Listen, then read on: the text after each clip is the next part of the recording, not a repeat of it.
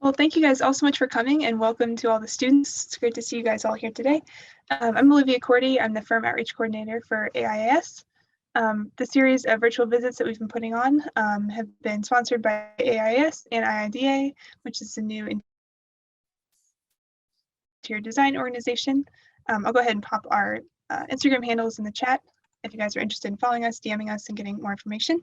We're very excited to have BNIM with us today. We have 4 representatives from their Kansas City office, talk to you guys about their office, some of their projects, their process, sustainability, all those great things. So if you guys have questions during their talk, feel free to ask those. I think we're gonna have a break in the middle, but we'll also have a discussion at the end so you can save them for then. So be thinking about things you're curious about. And without further adu, I'll go ahead and hand it over to them to present. Thank you so much. Thank you, Olivia. My name is Jeremy Nelson, and thank you to the IAAS and IIDA for inviting us. So we're really excited to meet with you all, and thanks for each of you for taking the time. I'm going to go ahead and share my screen. I agree. I think our thought for today is to keep this pretty informal. So please feel free to speak up with questions. Steve McDowell is going to lead us off. Our CEO is going to have to leave us at 1. So we're going to pause after the first 2 sections and give a chance for just questions and open discussion at that point before he has to go. Give you guys a chance to ask any questions of him that you have. We also have Hans Nettelblad, who's my studio director, who leads our Ethos studio in the Kansas City office. Ryan McCabe, who's going to share some project examples. And as part of our sustainability team at BNIM, and myself, who's also going to share a project example and how we integrate sustainability into our team. Unfortunately, Ashley Perrin, who is representing our interiors group, was not able to make it today, but as a integrated practice, we all work really closely together across disciplines and studios. And so I'm going to share some of the work that Ashley's been doing on the project we're working on together, as well as the slides that she was intending to share with you today about our process and programming as well. So with that, I'll turn it over to Steve to talk about who we are and our history as a firm. Cool. So happy to be here. I kind of invited myself to this. I wasn't really intended to be on the program, but I'm on the advisory board. And when I learned that it was happening, I just mentioned to someone that I'd like to know about it and just kind of, I wanted to be a fly on the wall, but then I got invited to participate just to see what you guys were up to. Because I've been very impressed with what's going on between ArcD and ArcD in terms of the way the schools seem to be working together, or the departments seem to be working together very, very well. And the great work that's coming out of, design, interior design, and architecture, just it's really amazing. And the faculty's become much more engaged with the advisory board and the work that they're doing, and the transparency and clarity of the messaging that we're getting from each of them is really, really positive. And I've been involved with the advisory board. I was fired once years ago and invited back a few years ago. And this is the best it's ever been as far as I'm concerned, even with, interim dean condition and all that. So we're a 51-year-old company. We started in Kansas City. We have offices in other places in Iowa and in San Diego. We also have one person who lives and works in Philadelphia. And so our work is global, and that we work for the State Department. And so we work on embassies under the eco-diplomacy program. Currently, we have a really interesting project under construction, and I think you're going to hear more about it later in Kampala, Uganda. Beautiful city, beautiful people. And then we have a few other projects in other places in different stages. But then, we work for universities, we work for cities and communities, we work for corporations, and we're focused on placemaking, as the slides suggest, on creating places that people want to be in and that people are going to thrive and prosper in. The orange color of our logo was actually, the logo and the color was designed by a KU graduate. and Nicole Satterwhite. She's also on the advisory board, and we've been using orange for over 20 years. And the reason is because it's the color of design. It's the color in Chinese color theory.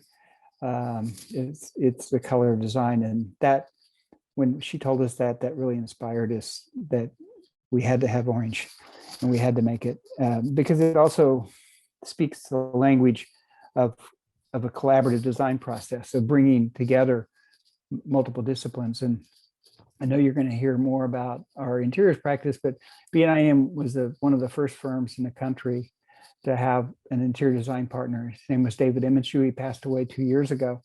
But David was also a KU graduate. Now, he was a graduate of the School of Fine Arts because when he was in school, interior design was in fine arts. But at any rate, that's who we are, this integrated place of interior designers, architects, landscape architects, planners. This is a core purpose. In 2011, we were the National Firm Award winner for the AIA. And in order to, we thought it was, and it was terrific and beautiful that we were given that award, but we felt that it was more important about what we do in the future. And so we wrote the core purpose. We deliver beautiful integrated living environments and inspire change and enhance the human condition as a challenge to ourselves to do better, to raise the bar for how we do our work. And so, we try to bring science and try to bring understanding of basic human needs. And I'm not going to go through the whole pyramid, but, really thinking about how our work creates places that really allows individuals to thrive individually and thrive together, to be healthier, to be, for their fundamental human needs to be satisfied. Next slide, please. And then we've worked with the Salk Institute. KU also has KU Medical Center has a relationship with Salk also in the space of neurosciences and architecture. It's the Institute for Neurosciences and Architecture, and trying to understand the circadian rhythms and how the way we design daylighting and connection to nature will improve people's performance during the day. That's important to a corporation or educational, but it also helps people sleep better at night if we do things right, if we give them exposure to full spectral daylight, and particularly ensuring that vitamin D is delivered efficiently. Next slide, please.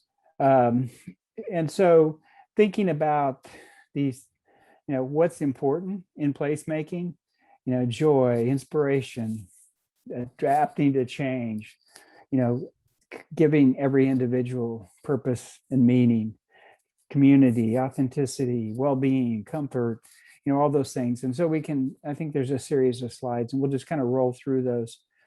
Oops, I thought there was. Did something just happen? I guess it did. So, okay, great. Sorry, Steve, I left out the individual slides. Okay. For time sake. So the next slide is really talking about, so in 1989, the next slide, BNIM was one of the forces, I guess, as a group in Kansas City wrote a resolution that we took to the National AIA Convention, which happened to be in St. Louis that year. That was called Critical Planet Rescue, which was really a challenge to the AIA to start making buildings and places in ways that were more responsible to people, more responsible to the environment, and more responsible to pocketbooks. So really triple bottom line thinking. That was in 89.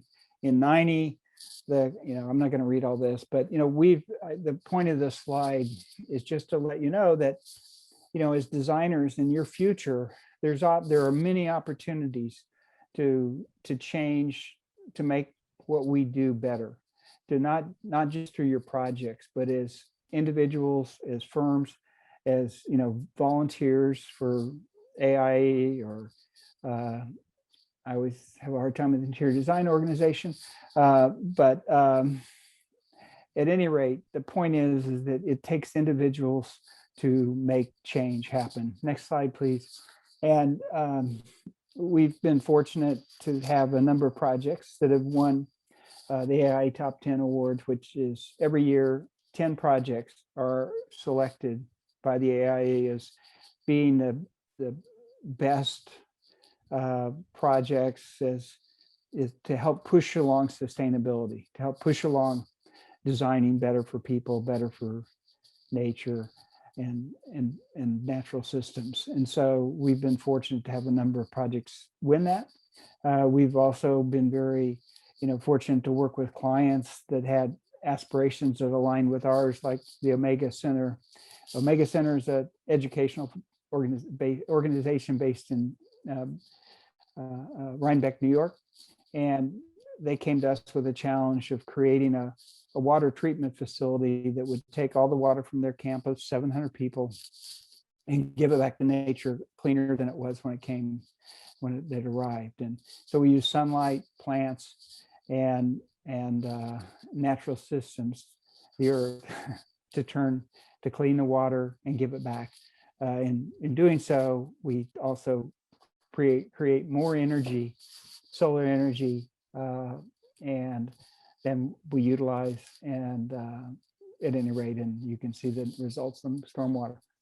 And there's just a series of slides that talk about this, the IUB, the Iowa Utilities Board on the left.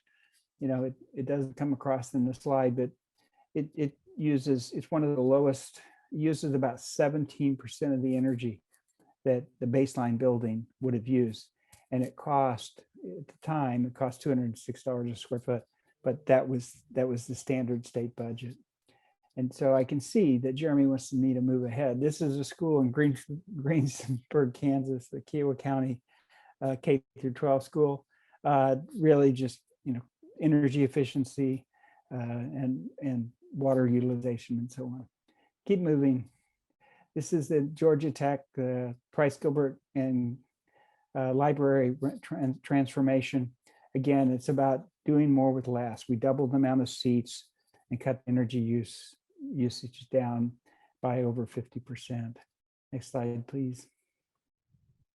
And then this is a project of passion that Laura Lesneski and Sam DeYoung, two members of the firm, through their church, really created this project in Eastern Kenya to serve. It's a girls' school to really meet unmet needs and do so, and give them beauty and a wonderful place to learn. These are the finished projects, which are mostly the classrooms and support facilities, and there's a dormitory under construction right now. Is that about it? Yeah, that's about it. I'll turn it over to Hans. Thank you. Sorry to keep you moving. I just wanted to make sure we got to a chance for some questions. Good morning, everyone, and thank you very much for having us here. I'm Hans Nuttleblad. I'm, as Jeremy mentioned, I'm one of the studio directors at BNIM. We have our firm is based on sort of a studio organization. And we have 5 essentially design studios, what I'll call. I'm studio director of Ethos. Ryan is in Flex. We have Studio Muse. Our Des Moines office is Studio North, and our San Diego office is Pacific Studio. And so taking kind of continuing on from where Steve left off, and what supports our core purpose is what we call human purposed integrated design. So we deliver those beautiful integrated buildings by our integrated design approach, and including those folks that help inform the story and the design of the building itself for the betterment of humanity. And our integrated design process, our intuitive, innovative, creative process is supported by empirical data, scientific data, and the research that supports the objective that supports the subjective to create the experience for the user. Next. And so this is just, part of our culture. We have our annual symposium. This past year, it was a virtual symposium, but usually we get together every year from all the offices to get together to have what is sort of an inward looking and forward thinking conversation amongst the firm about where we are today and where we should be going. But that's okay. Keep going. That's all right. Another big part of our culture is our involvement in the community, and charitable organizations or organizations with the arts. Again, all centered around creativity, humanity, things that for the betterment of building spaces and living spaces for the users in our region and beyond. This is a quick, as you come to our office space in Kansas City, as you come in through the main doors, you can see on the right, there are a couple pieces of artwork. Again, this is part of we've supported the arts ever since BNIM began. In our old office, we had in Power and Light Building, we had a program called Tenet BNIM, where we had 10 windows on the ground floor in our lobby space at 14th and Baltimore in the Power and Light Building. Where we displayed local artists' work. And we're very involved in the arts district down the Crossroads and beyond with the Nelson.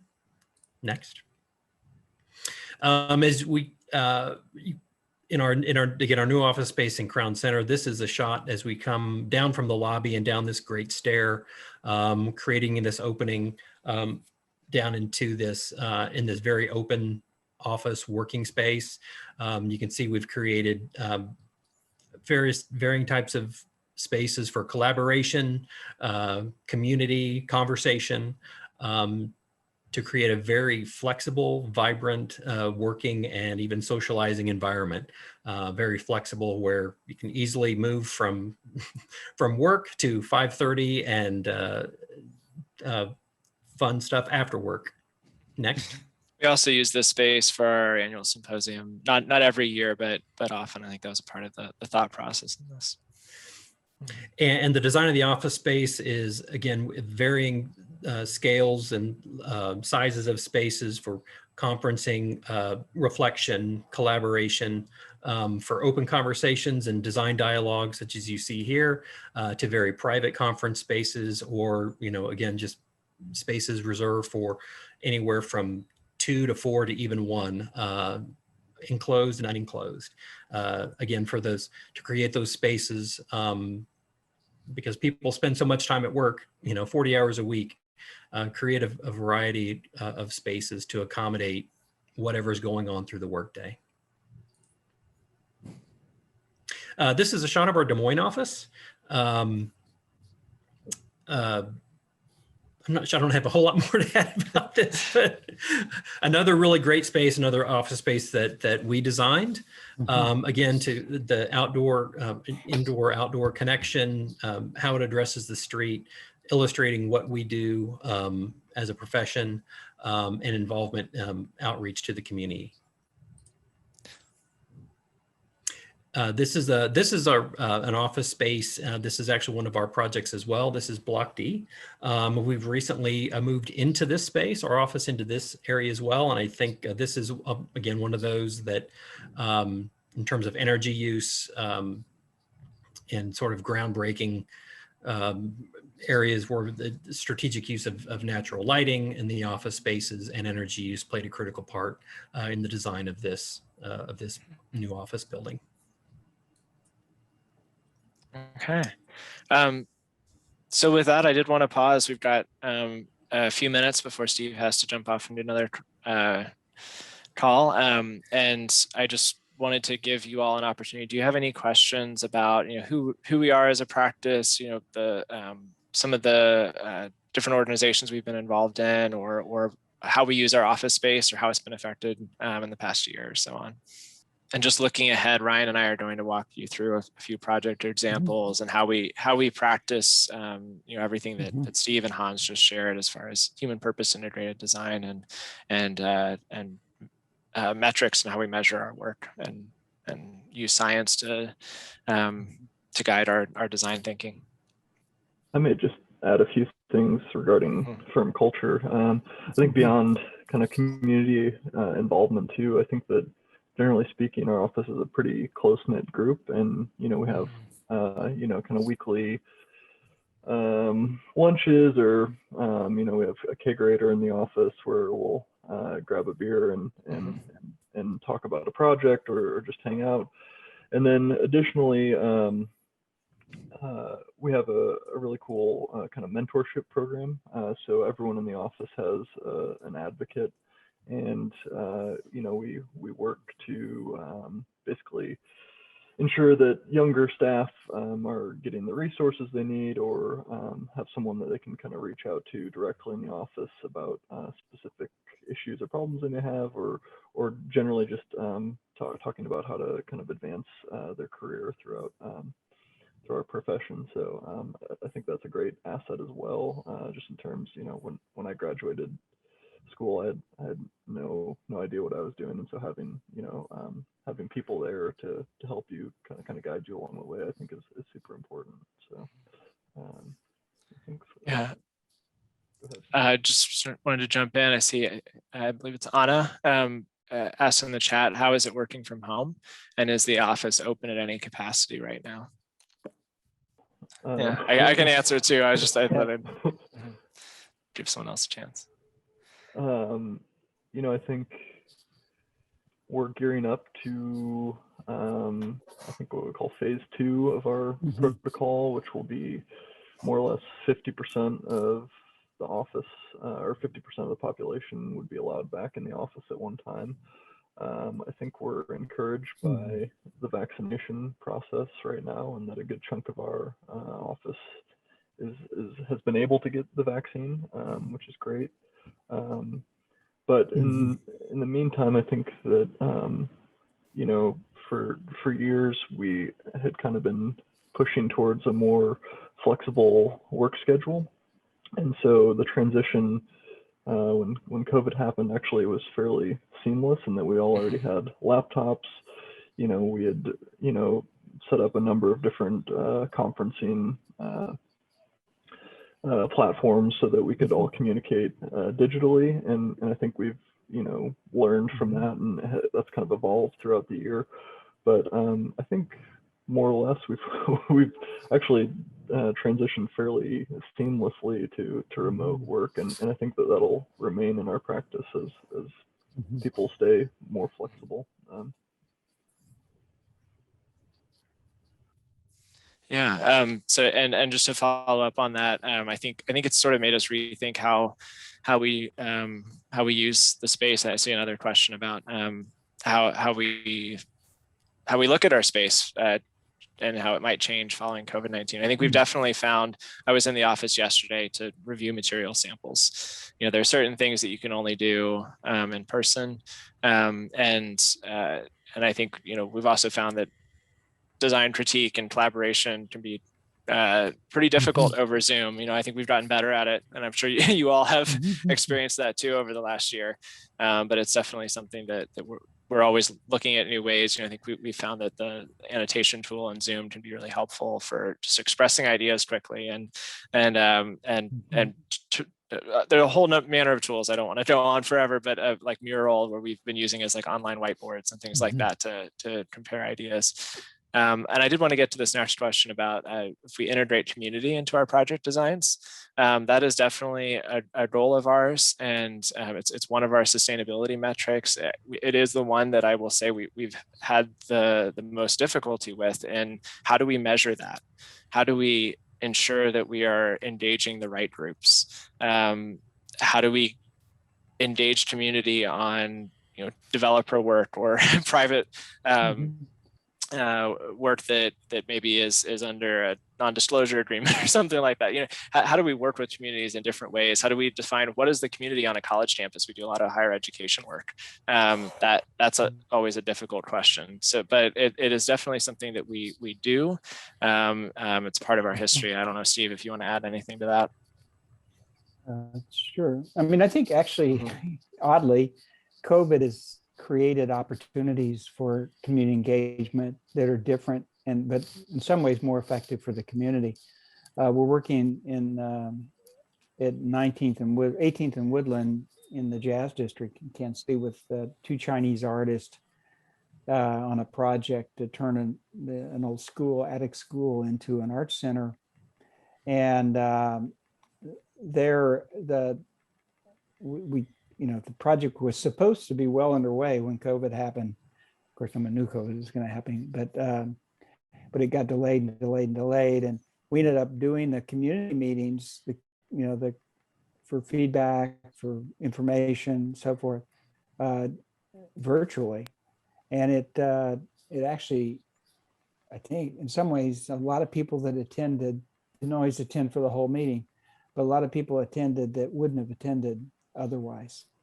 And so it's, in some respects, it's helped move that along. Now we're getting ready to start a planning project that Ryan's in charge of, which is called the Green Line. And if you think of the High Line, or you think of the Belt Line in Atlanta, or the Greenway in St. Louis, it's a corridor like that. And we've already started with kind of the tighter downtown community meetings for that. But as we open up, we're gonna have a walking meeting, walking along part of the right of way where that's going to go, to get people outdoors and to get a sense of place and all. We haven't really designed that meeting yet. We have a consultant that's helping us with that, a community engagement consultant, Jason Parson. Anyway, so we're kind of going, we're finding our way. In some ways, it's better this way because, you get in patterns and doing things the same old way every project. And not only do we probably lose our edge, but also the community gets kind of accustomed to the same old approach. And so I think the disruption has been valuable and helpful. I probably should say goodbye, or at least for today. But I need to move over to, I need to go to California here in 2 minutes. So I better hurry. So, Thanks, okay. Steve. See y'all. Thanks. Thank you. Thanks, Bye. Steve. Thank you. Yeah. And one quick follow-up to that too is one of our sayings at BNIM is no one knows as much as everyone.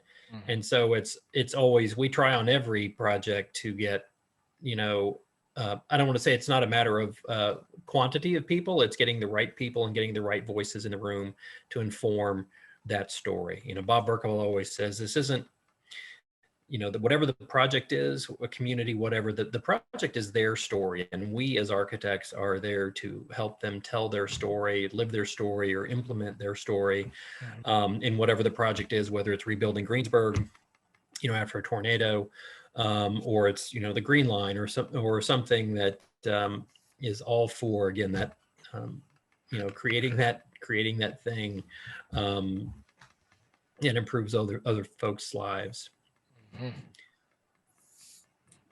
So there's Do we want to go down through? Oh, yeah. Okay. 2 more. Yeah, I was just How do going we to want to do mention one thing, the way we have been looking at measuring community engagement, just to kind of address that question a little bit more, and that there's some slides coming up about this, but I just want to get a little more specific since it was asked, is the Arnstein's ladder of citizen participation, looking at everything from sort of manipulation and therapy all the way up to citizen control. And obviously we want to be as high up on that scale as possible. But it's a good way of kind of starting to measure, and that there's a much more detailed version of this that goes into specifically what each of these mean. But it's something that we look at on each of our projects and look to ask our clients how we can move the dial, how we can move up the ladder and partner more with citizens and groups that are going to be affected by the projects that we work on. I can take the work-life balance question. I mean, I think for me, the day that this became a global pandemic was the day that my first son, or our son, was born. And so in some regards, it's been a life shift for a number of reasons. But I think that working from home has allowed a lot more flexibility. And so maybe rather than working a traditional 8 or 9 to 5, many of us are working 8 o'clock to noon and then 3 to 5 and then 7 to 8 or whatever really works with one's schedule. And I think that generally speaking, our firm has been super flexible in kind of alternative work schedules, and I think that has led to being able to kind of navigate that balance. And I think during the pandemic, I've maybe worked more, but the way in which that my hours work now, it's, I'm working when it makes sense for me to work. And so I think there's been kind of an interesting balance or offset based on our kind of work from home. And frankly, I don't know if I'll ever go back. I think the flexibility has been great. And I think that as a firm, we're looking to kind of continue that flexibility as we kind of get back into the office in a more normal schedule. So. Yeah. I mean, we're working on a project right now.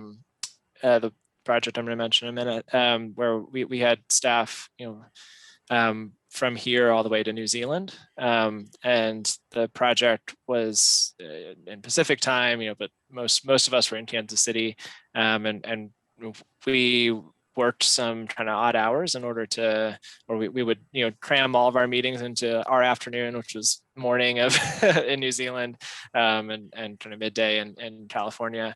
And then we all kind of worked outside of that. And I think parenting, as Ryan brought up, has been a big factor for us. Just, when thinking about, childcare closing, schools closing, things like that, we definitely had to work around different people's schedules, and I think it puts the onus on us to create boundaries, and to work, like Ryan said, when it makes sense for us to work, but also to be disconnected when we need to disconnect. And I think we're all working on that balance. I don't think it's ever perfect, but I think the flexibility has been a benefit. I agree. One of the questions has to do with integrated space design changing since COVID, and I wish Ashley were here. Right after this happened, one of the things I love about BNIM is we're always, number one, we're always thinking we can do better and pushing ourselves to do better. The graph that was shown about the National Committee on the Environment through USGBC, and our involvement in setting both of those up, but then even going further than that, those prescriptive tools of, LEED and things are evolving along with us, along with our practice about beyond building design and really about human health and wellness and community wellness, beyond environmental health, but human health.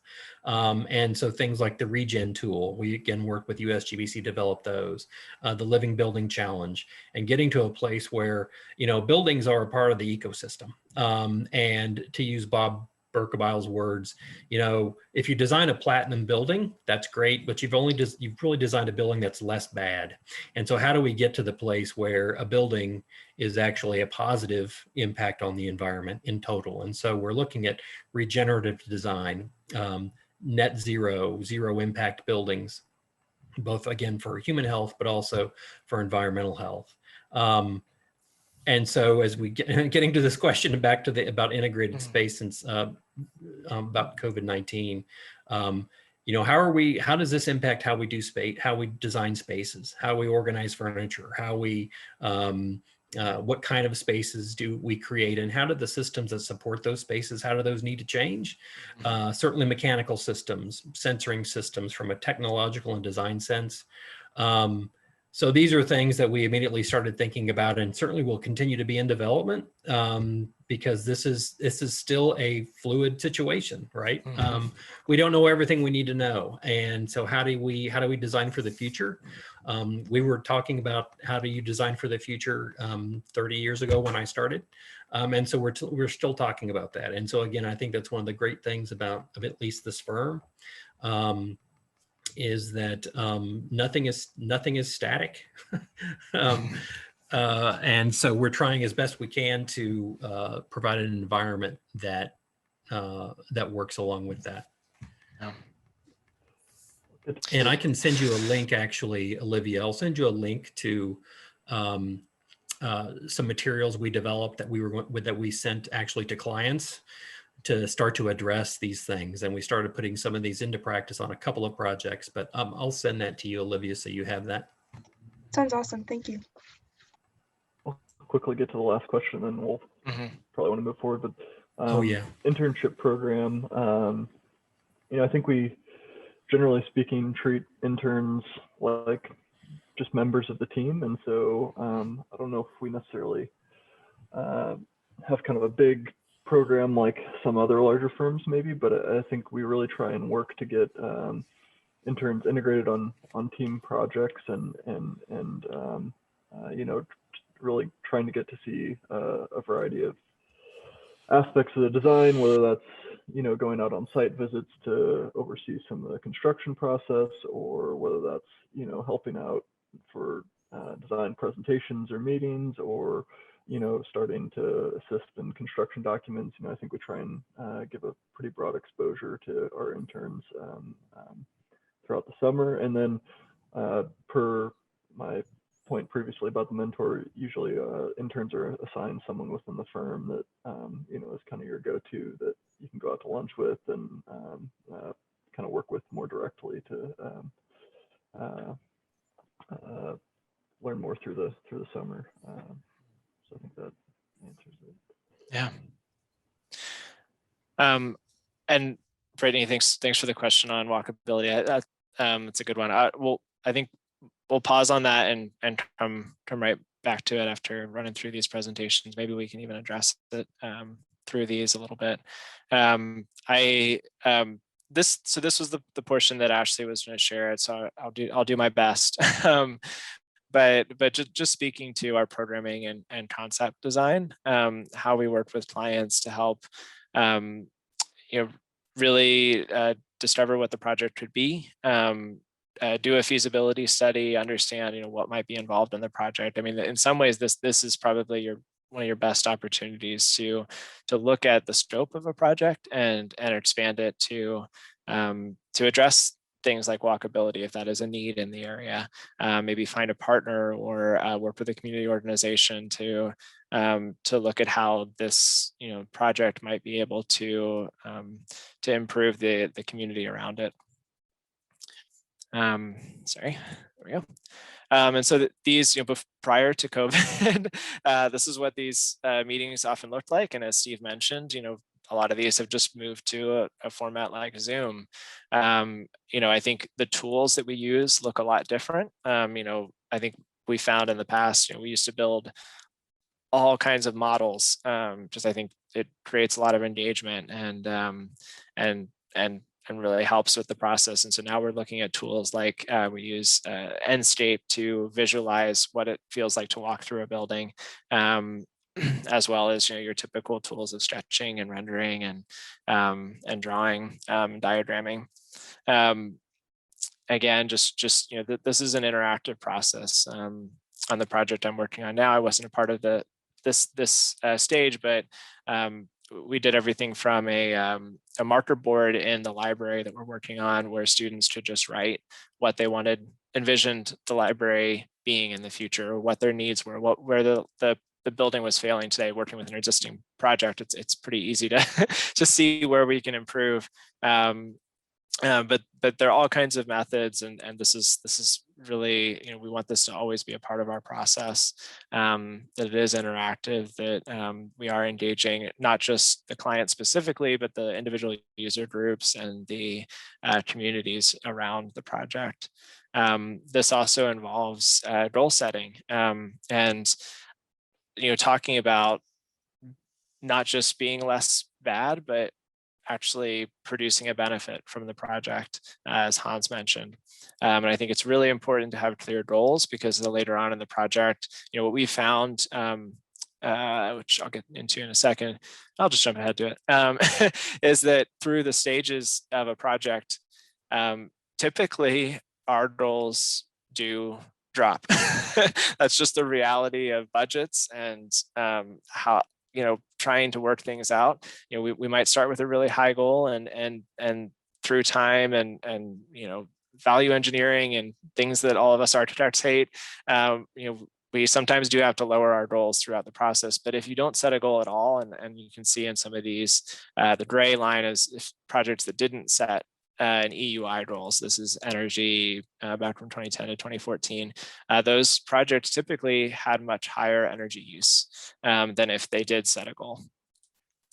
And then this is taking us up into 2019 when we set a goal for all projects to have a goal, and our overall EUI usage on projects has dropped significantly. So for an example of that, Ryan's going to talk to us about the Kampala U.S. Embassy. Yeah, Jeremy, I would just add on in terms of process too, just in terms of our internal process. I think that we're hyper collaborative, and that our teams are not hierarchical, and that I think we make a point that the best idea should win regardless of who it comes from, and so I think that we work really hard in our office to pin up and share work on a daily, hourly basis in order to ensure that we can kind of quickly come to a agreement and move the process forward. And so that's maybe a little bit of a different process comment than what you were talking about, but I think equally as important in terms of how we work internally. So like Jeremy mentioned, this is one recent project example that's currently under construction. It's addition and renovation to the U.S. Embassy in Kampala, Uganda. It's roughly 170,000 square foot of new office and facility space. So some context, as many of you probably know, Uganda is located kind of centrally in the continent of Africa. It's about a couple miles, Kampala is a couple miles north of the equator. And so, different than our environment here, we're really having to design for sun exposure on both the north and the south exposures, which is maybe a little unique. You can go to the next slide. I think Kampala itself is a super vibrant city, as I believe Steve mentioned. Just hustle and bustle everywhere. This beautiful red dirt that most of the city is either used for their building, but also the roadways. So super vibrant color and character. And so I think as we started to think about this new embassy complex, how do we take inspiration from the local context, but also frame it from a standpoint of this is the United States Embassy and kind of the front door for our country. And so as you'll see, as we develop, we tried to kind of take a lot of these local textures and materials and try and integrate them in a kind of a high-tech way on the building. You can go to the next slide. Like I mentioned, it was an addition to an existing embassy. So these are some photos from the existing embassy. It's built up on a hill, but it's really set back on the site. And so from the street, there's really not any sort of presence. And additionally, the architecture is kind of nondescript in its articulation. And so, I think one of our key goals was really how does this new building kind of open up to the community and establish a presence within Kampala, and you'll see how we start to do that here. And then the kind of final piece of context is, I think Steve mentioned the reason that we were selected for a 5-year contract with the overseas building operations, which is a subset of the U.S. State Department, was our commitment to sustainability and environmental stewardship. And when we were selected for that was during Obama's presidency, where he had him and Hillary Clinton, who was the Secretary of State at the time, had announced a policy of eco-diplomacy, which was basically saying that in order to minimize our emissions as a country, that we really need to lead by example. And so all of the embassies that the U.S. operates around the world it was a goal basically to draw down their energy usage, minimize impact on their local sites. And that does a couple of things. One, it allows us to lead by example, but two, it also creates kind of resiliency for some of these sites that may not be in as developed countries as the United States. And so if there's ever an event or you know, a power outage, whatever it may be, that the embassy could still operate and function fully and serve any U.S. citizens in their local context. And so all of that is kind of the framework that we're working in. It looks like I'm missing a slide here, but I guess, oh, there it is. It was in transition. Yeah. I'm a PowerPoint whiz. Look at that. Anyway, so really for this presentation, I'm just going to focus on energy. The project also focused on stormwater management and reuse of water within the facility, but really going to focus on energy. So we started by setting kind of our baseline for the office complex, which got us to roughly an 89 kTBU per square foot per year, or an EUI of 89. And so based on the 2030 challenge, we're looking to try and reduce that by 70%, which would get us to 26 EUI. If you go to the next slide. So how do we do that? How do we start to think about how we can reduce the overall energy of the building and the complex? And so, you know, I think we start with passive design strategies. So building orientation, making sure that, you know, the north and south elevations are, you know, take advantage of solar gain, you know, using insulation, shading, all these kind of passive methods in order to minimize the amount of energy that the building uses. Then thinking about efficiencies within the building, so plug load for computers, lighting, how do we bring that down and make sure that the kind of systems within the building are as efficient as possible.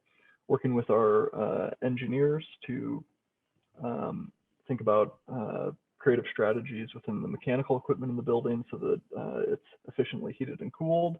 And then with all those reductions, if we're still not kind of where we need to be, how do we then offset that with PV or solar hot water or wind power? And so that's kind of, as we think about all of the strategies within the building, that's kind of how we think about it, you know, going from easy with passive strategies to maybe more difficult and expensive with more active systems like PV.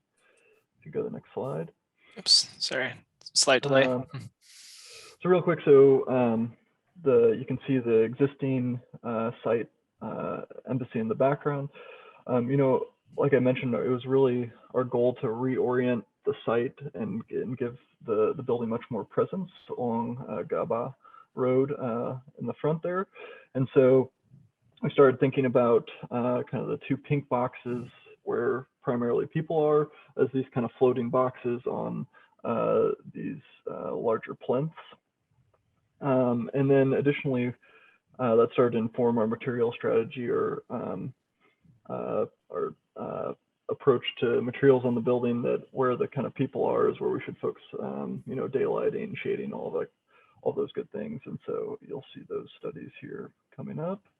And then these are just some renderings from the project, but again, this is a view from Gaba Road, really establishing kind of a new gateway from the street there, and then on the backside, really creating a great drop-off and courtyard experience as you enter into the embassy. As far as the materiality and articulation, we looked at a number of different ways to clad the building. These are some of those studies. You can go to the next slide. And then we created a grasshopper script to basically take each of those studies and then analyze how they perform from a solar heat gain coefficient on the floor, but also from a daylighting standpoint within the building. So how well do those shading systems block sun, but then also bounce daylight into the plate? And so this is just another graphic articulating or showing what the kind of different variables are. So what's the depth of the louver? How does the louver, how far apart is the louver spaced, and what is kind of the optimal balance between shading and daylighting within the building. If you go to the next slide. And so ultimately where we landed was this kind of bent louver frame that at the center portion of the louver, the spacing increases and the louvers get deeper, which allows daylight to be bounced within the space. And then the upper portions are used for shading the building, and then allowing for views out with the bent frame. Go to the next slide.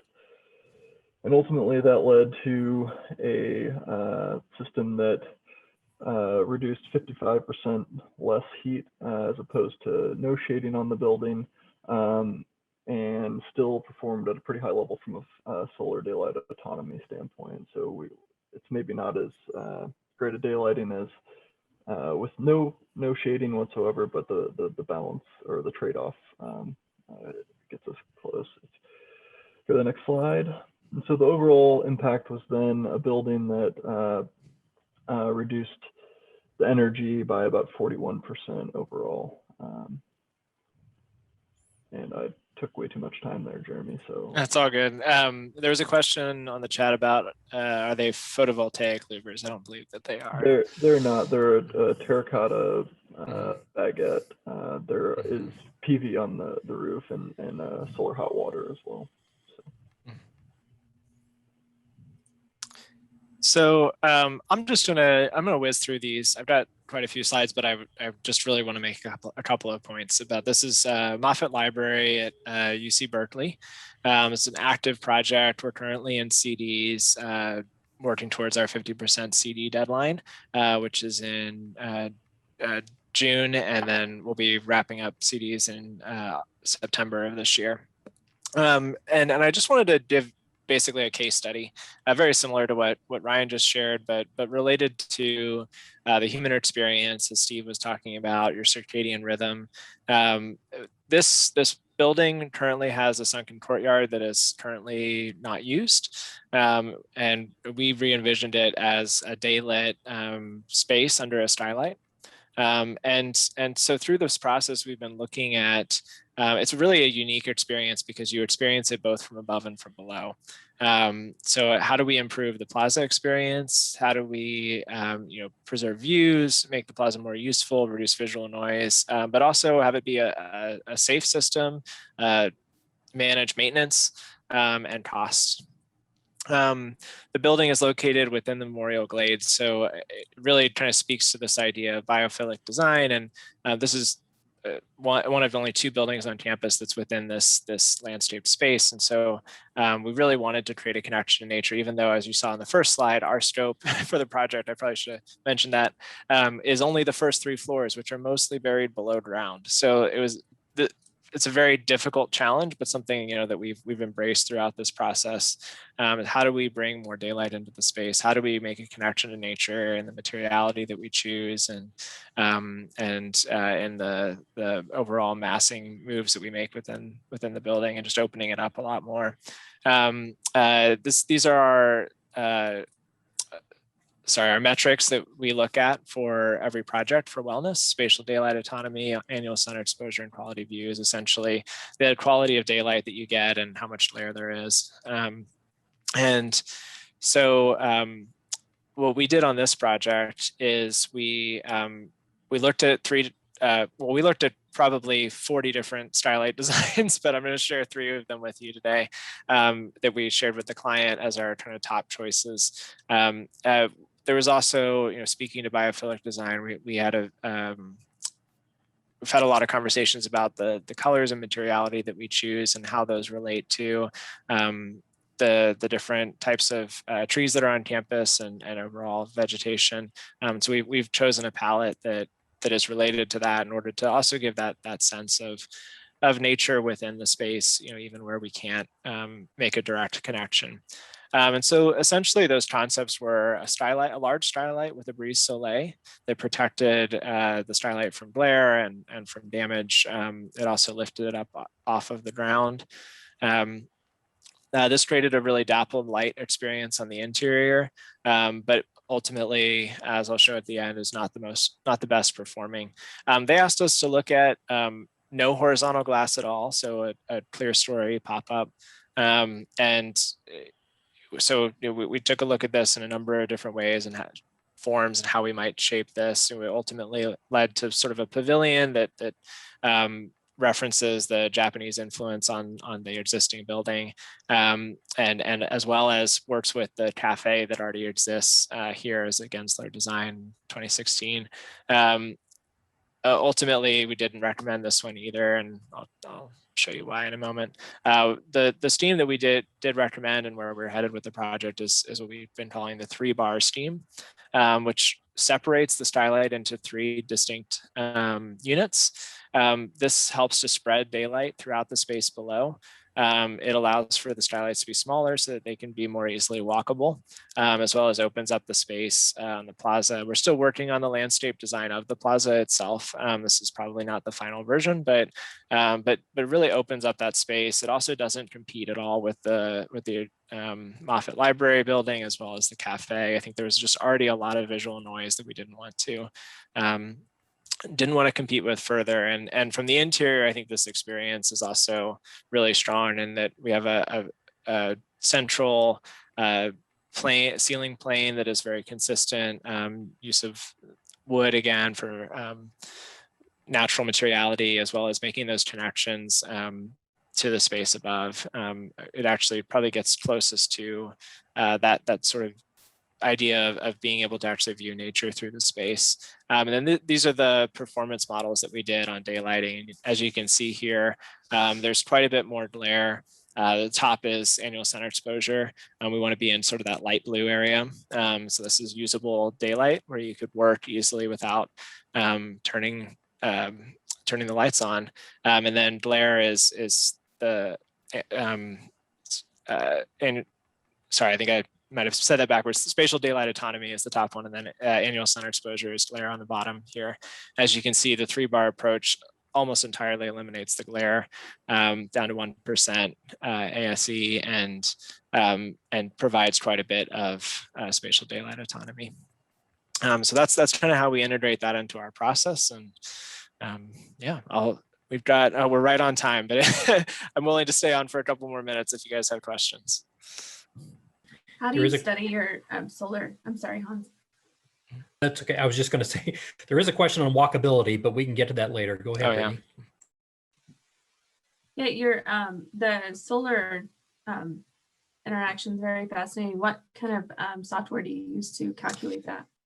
So the analyses that I shared today are from a new software called Cove Tool.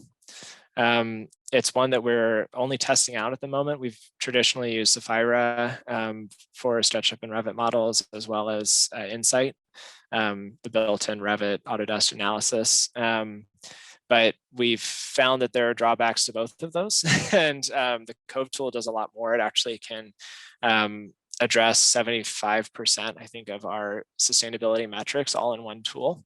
And as they're developing the software, they're looking to build out additional analyses into the program. So I don't know for sure that will be where we will continue, but we're looking pretty hard at it as a solution for daylight modeling, as well as energy modeling and other metrics. Very cool. Thank you. Mm-hmm.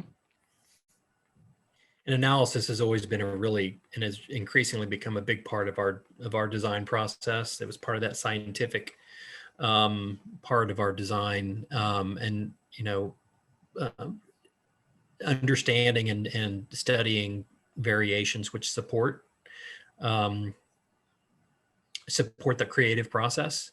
And so we've used, Ryan shared, kind of the scripting tools, and we've worked with Sapphira and the Regen tool. And I know, Jeremy Nelson, you can help me on some of the tools that the carbon footprint tool that I can never remember the name of. Yeah, we're looking at EC3 for Yeah. as well as Tally. Tally. Tally is the one for more early design analysis, and EC3 for verification and construction documentation. And we're trying to do a lot of this stuff in-house as much as possible, so that, you know, it sort of informs the early design moves. Certainly not on the level that our engineers will probably get into some of the daylighting analysis and things, and energy analysis, certainly. But again, it's just, it's something that, you know, we've got sort of ingrained in our process, that, you know, these tools are, you know, very informative and make us, you know, our decision making that much more sound. Mm-hmm. Yeah, I think it's a good distinction between sort of iterative and verification modeling. Is, you know, what we do typically is that iterative modeling, just the examples that both Ryan and I just shared, where you're looking at a whole number of different options very quickly, and you're looking at low resolution sort of analysis, and then we verify that with our engineers with a you know, more complex model that can take into additional factors and just show that, you know, actually when you apply all the variables, what we found in our iterative modeling is still correct. We got a question in the chat. Oh, sorry. What skills do you look for, both hard and soft skills, in both interns and hires out of school? I'll take a pass at that, and help me if I'm off base. But I think just based on the number of cool new programs that Jeremy Nelson and Hans just talked through, it's really, in my mind, about creative thinking and an ability to adapt and you know, when I was getting out of school, Revit was just like becoming super popular, and so everybody was looking for like Revit skills, and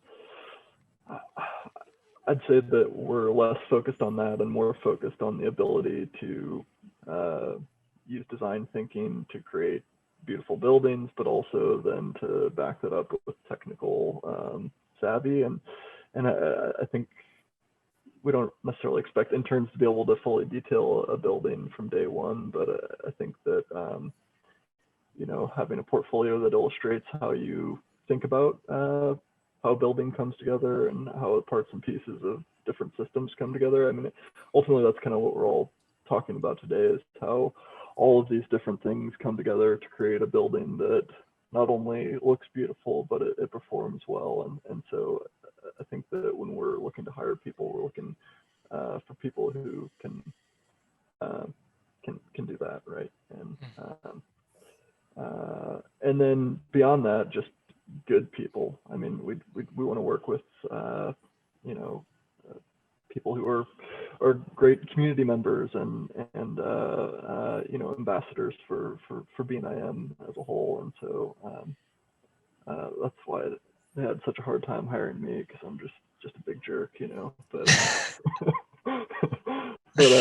But no, I think just, I mean, you know, being involved in different organizations with the KU, obviously AIAS and AIAS are great ones, but that's equally as important once you get out of school too. So what did I miss? Was that on curiosity, design thinking, collaborative attitude, all of those things are good. Yeah, I mean, obviously, the basic understanding and aptitude for learning skills and technology, softwares, things like that is certainly useful depending on the job that you're applying for. But overall, I think we're looking for what Ryan just described. And our records, I guess, in softball and our volleyball teams would suggest that we are looking for some people who maybe can bring up the talent level on our softball and volleyball team. We're a bunch of dorks.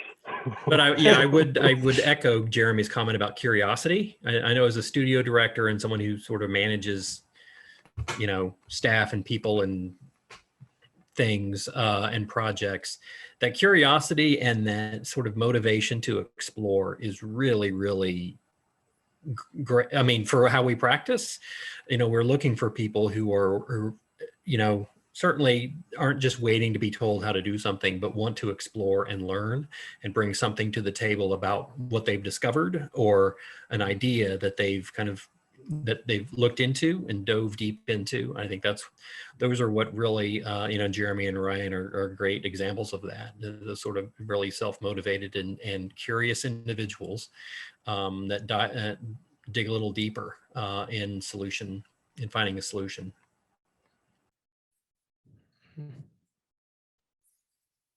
And I guess I mean by that's either into a software or a material or an application or other projects or something else out there, some point of reference that warrants additional investigation. Yeah, or other disciplines too. I think that's part of the integrative practice we were talking about before. I know one thing that I've really enjoyed about being at BNIM is compared to my previous job before I came to BNIM, where I was asked to sort of decide whether I was going to work in the on the design group or the documentation group or the CA group. At BNIM, you can touch everything. You get to work on interiors projects. You get to work with urban planners and landscape architects as well. And I've really enjoyed that aspect.